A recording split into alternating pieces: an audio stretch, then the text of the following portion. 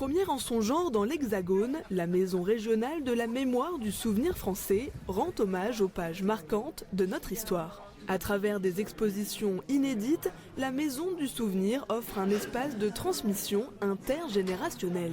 Je trouve que c'est important qu'il y ait une exposition comme celle-ci du souvenir français, justement pour promouvoir un petit peu la mémoire de tout ce que les anciens ont pu faire. Ces hommes et femmes, parce que les deux ont combattu pour qu'on soit libre aujourd'hui, et je pense que c'est important que cette mémoire persiste. C'est pour la mémoire, pour se rappeler, et puis parce qu'on en a toujours besoin, et c'est important pour les jeunes et les moins jeunes. Et bien plus qu'un simple lieu d'exposition, cet espace se veut aussi un pôle de formation et de pédagogie. Notre idée, c'est d'en faire le lieu d'accueil du monde scolaire d'aujourd'hui, alors du Grand Est. Soyons déjà sérieux, si on arrive déjà à mettre toute la Moselle et un petit peu autour, ça sera déjà bien. C'est ça le pari, que demain, on dise la Maison régionale de la mémoire est devenue une grande maison pédagogique. Voilà le but de notre initiative. Le souvenir français voit dans ce projet un tremplin vers l'avenir. Si le succès est au rendez-vous en 2025, une deuxième maison pourrait voir le jour ailleurs en France.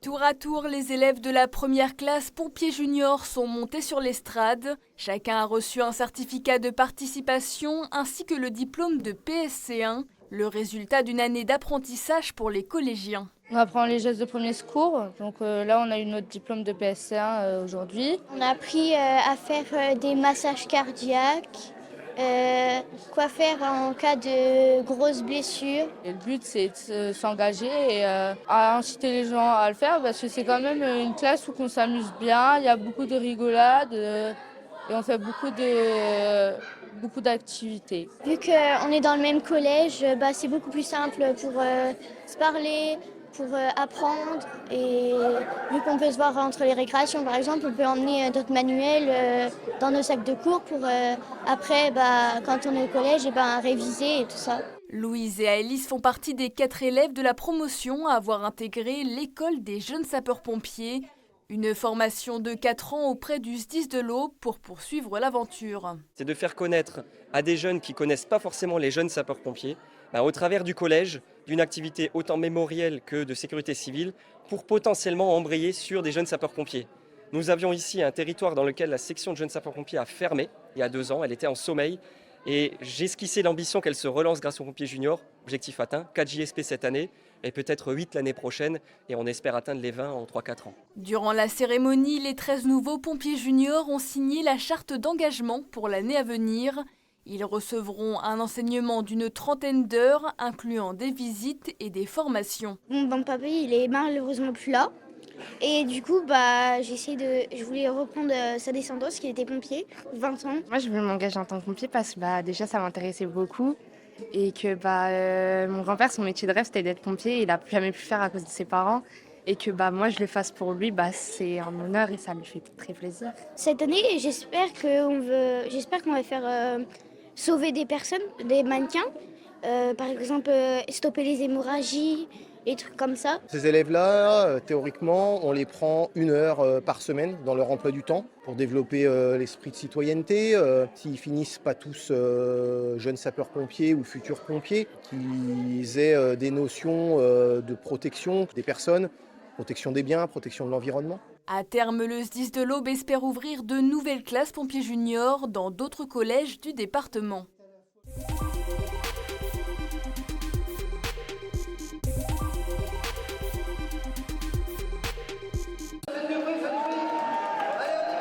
Faites du bruit, ça tourne. La patinoire de Poissompré décor de cinéma avec le tournage ces derniers jours et plus particulièrement samedi soir durant une rencontre officielle des Wildcats d'Épinal de scènes du film Connemara réalisé par Alex Lutz, adaptation du roman éponyme de Nicolas Mathieu. Ici au coup d'envoi fictif de cette rencontre diffusée sur notre antenne, l'auteur spinalien prit Goncourt en 2018 pour son précédent ouvrage Leurs enfants après eux, lui aussi adapté et qui sortira sur grand écran début décembre. Après Leurs enfants après eux, j'ai passé beaucoup de temps à Épinal à aller au match et cette ambiance, ce chaudron de la patinoire qui mélange les supporters, les familles, les gens du haut, du bas, d'ailleurs et d'ici, ce microcosme qui représente presque toute la ville. C'était un sujet de roman en soi. Et puis, à l'époque, l'équipe était quand même en difficulté. Il y a des anciens joueurs qui étaient revenus pour la soutenir, pour donner d'eux-mêmes.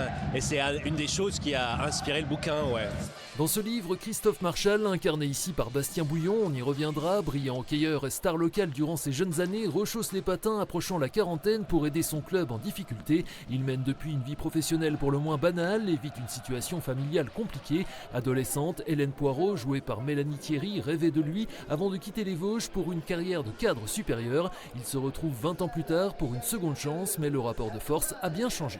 C'est de l'ordre de la nécessité pour elle de devoir s'extraire de cet endroit-là et de faire sa vie ailleurs et de se construire autrement. Et ensuite, quand on revient, à la fois c'est le même et en même temps elle ne se reconnaît pas tout à fait.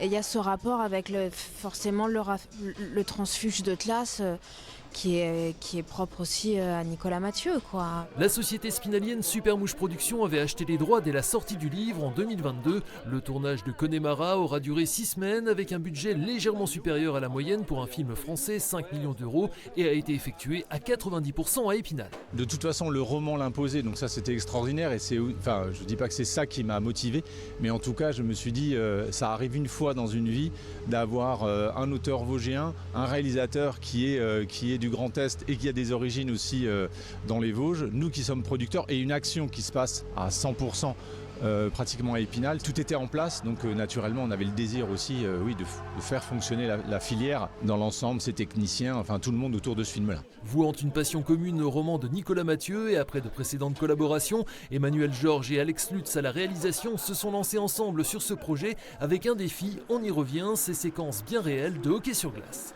Que l'explosivité sportive soit crédible, et puis que dans ces interstices, des petites choses puissent se jouer entre les personnages. Mais c'est vraiment des interstices, quoi. C'est non seulement explosif, puis c'est court. Même eux sur le terrain, dans ce qu'ils ressentent, il y a peu d'interstices pour l'extérieur, pour l'autre, pour la mère, le fils, le je sais pas quoi. Donc ça sera hyper intéressant à travailler.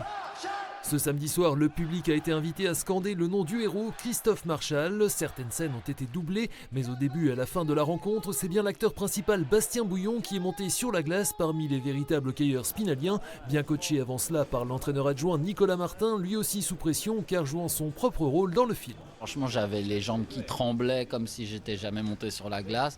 Je savais plus avancer, plus freiner, plus rien faire. Pas que je sois un grand patineur, mais au moins j'arrivais à faire 2-3. Là, vraiment, j'étais tétanisé. Comme j'ai été très bien accueilli, c'était formidable. Mais j'avoue, j'avais un peu le syndrome de l'imposteur. J'aurais été frustré qu'on perde et je m'en serais voulu un peu parce que j'ai mis les joueurs un peu dans une situation un peu plus compliquée cette semaine. Mais après, tous les joueurs ont apprécié. Et puis, je suis content que Bastien ait participé un peu au match à son niveau. Et franchement, c'était cool. Avec en prime donc une victoire d'Épinal, comme toujours cette saison à Poissompré, qui trouvera bonne place dans l'adaptation de Connemara qui devrait sortir sur grand écran d'ici 1 an. Le tournage doit s'achever cette semaine dans les Vosges.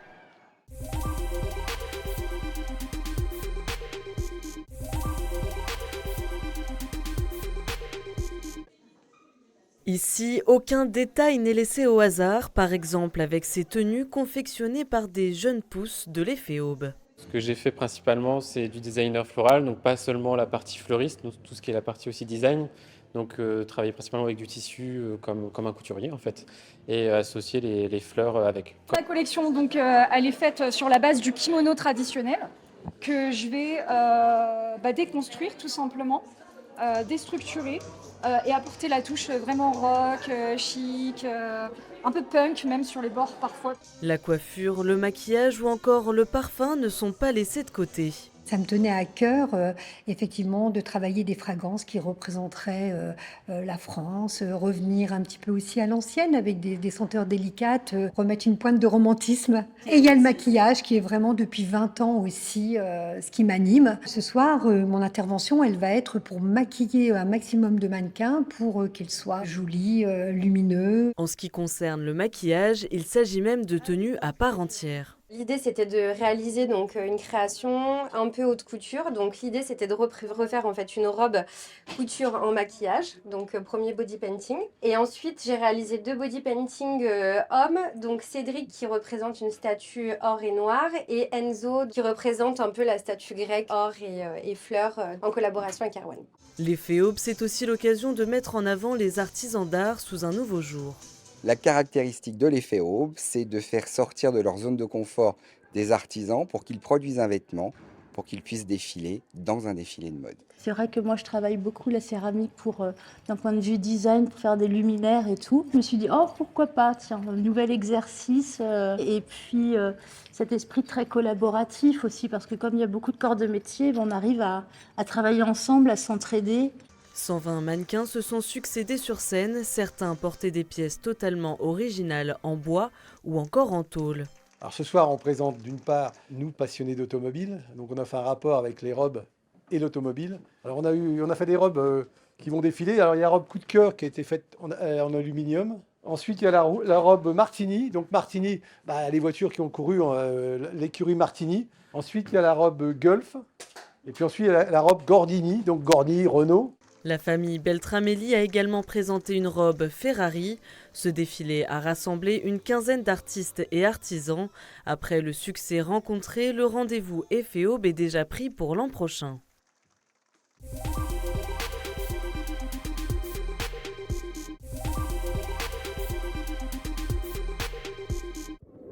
Justine et sa famille ont fait plusieurs dizaines de kilomètres pour admirer l'une des nouveautés du sentier des Lanternes, des aurores boréales. C'est magnifique, vraiment on arrive, on rentre comme ça et on voit tout de suite, ça rend un effet très très beau. Et on a vraiment la sensation d'arriver et qu'il fait froid, il y a le vent, c'est très chouette. Comme elle, ils sont des centaines de visiteurs à faire le déplacement pour ce premier jour d'ouverture. S'émerveiller devant ces 2100 lanternes, dénicher les lutins farceurs cachés dans les 6 scènes du sentier, immortaliser le moment, envoyer une lettre au Père Noël. Ces amoureux de Noël n'auraient raté ça pour rien au monde. Ça change un petit peu, c'est joli, c'est lumineux. Il y a les lutins qu'on a vus que c'était en plus l'année dernière. Et ce qu'il y avait aussi de l'année dernière, mais ça fait toujours plaisir de revoir, c'est super joli. Là on est devant les boules de Meisenthal et je trouve que c'est vraiment un clin d'œil à tout ce qui se fait en Moselle. On se met dans l'ambiance de Noël et puis voilà, on retrouve vraiment quelque chose de fantastique. Le site messin de 5000 m² espère attirer plus de 200 000 visiteurs cette année. Il y a nos voisins allemands qui sont plus proches, mais aussi beaucoup d'anglophones qui font le déplacement. Donc je crois qu'au-delà même des limites de la région et du pays, nous avons une population européenne qui se dirige, qui converge vers ce sentier. Donc c'est vraiment très encourageant et cela soutient l'attractivité du département de très belle manière. Vous pouvez venir vous balader dans ces allées féeriques à la nuit tombée tous les jours de la semaine jusqu'au 30 décembre.